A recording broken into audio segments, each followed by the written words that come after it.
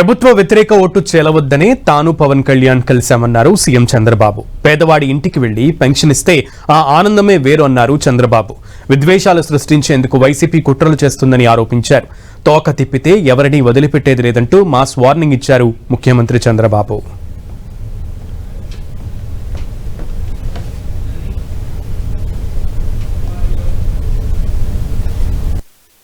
నేను ఎంత శ్రద్ధ పెట్టానంటే మొదటి తారీఖు వస్తే ఇమ్మనొచ్చు, నేను కూడా బటన్ నొక్కచ్చు.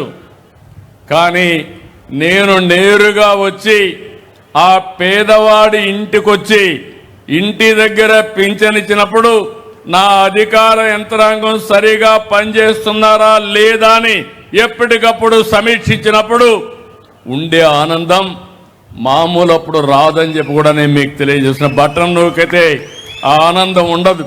ఆ రోజు విధ్వంస పాలన, వాళ్ళు ఎక్కడ చూసినా విధ్వంసమే. అదే గొడ్డలి పార్టీ విధానం. నరకాసురుడు దుర్మార్గుడు, అలాంటి నరకాసురుని చంపి ధర్మాన్ని రక్షించారు, ప్రజల్ని కాపాడారనే ఉద్దేశంతో మనం చేసే పరిస్థితికి వచ్చాం. ఎప్పుడు కూడా చెడుని గుర్తుపెట్టుకోవాలి, చెడుని ఖండించాలి. నేను ఇప్పుడుండే ప్రతిపక్షాన్ని గొడ్డలి పార్టీ అంటున్నా, అంటే మభ్యపెట్టేయడం. తర్వాత నెక్స్ట్ డే నా చేతిలో కత్తి పెట్టి నారాసుర రక్త చరిత్రని పేపర్లో వేసాడు. దాంతో ఏమైంది, మీరందరూ నమ్మారు పాపం అని ఓట్లేశారు. విధ్వంస పాలన వచ్చింది. మోసపోయామా లేదా? నేను దాని గురించి బాధపడలా. సమస్య వచ్చింది, అన్ని ఫేస్ చేశాం. జీవితాంతం అదే నాటకం.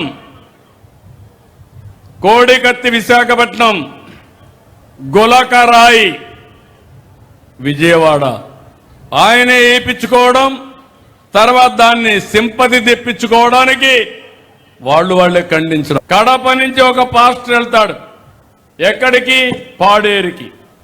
పాడేరుకి వెళ్ళి ఒక డ్రామా ఆడతాడు. ఆయన ఎవరో కొట్టారని ఆయనే కొట్టించుకొని నాటకాలు ఆడి రాష్ట్రం అంతా మత విద్వేషాలు సృష్టించాలని ఒక పెద్ద నాటకాన్ని క్రియేట్ చేసి తిరుమల పైన అపవిత్రం చేసే పరిస్థితికి వచ్చారు. ఆ దేవుణ్ణి అప్రతిష్ట పాలు చేయాలని కల్తీ నెయ్యి, కల్తీ అంతా పెట్టి దేవుణ్ణి అప్రతిష్ట పాలు చేస్తే శక్తి తగ్గుతుందని ఆలోచించే వ్యక్తులను వెళ్ళి ఏమనాలి నేను అడుగుతున్నా.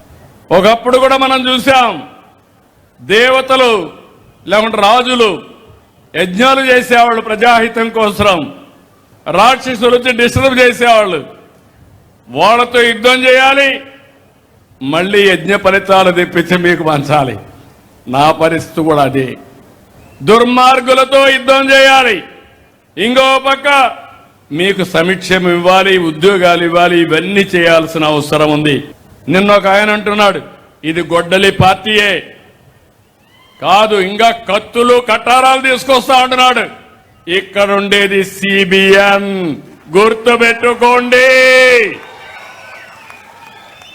ఇక్కడ దృఢమైన ఎన్డీఏ, ఒక పక్క నేను, ఒక పక్క పవన్ కళ్యాణ్ గారు, ఒక పక్క నరేంద్ర మోడీ గారు ఉండే ఎన్డీఏ. ఎవ్వడి ఆటలు తాగనీయం.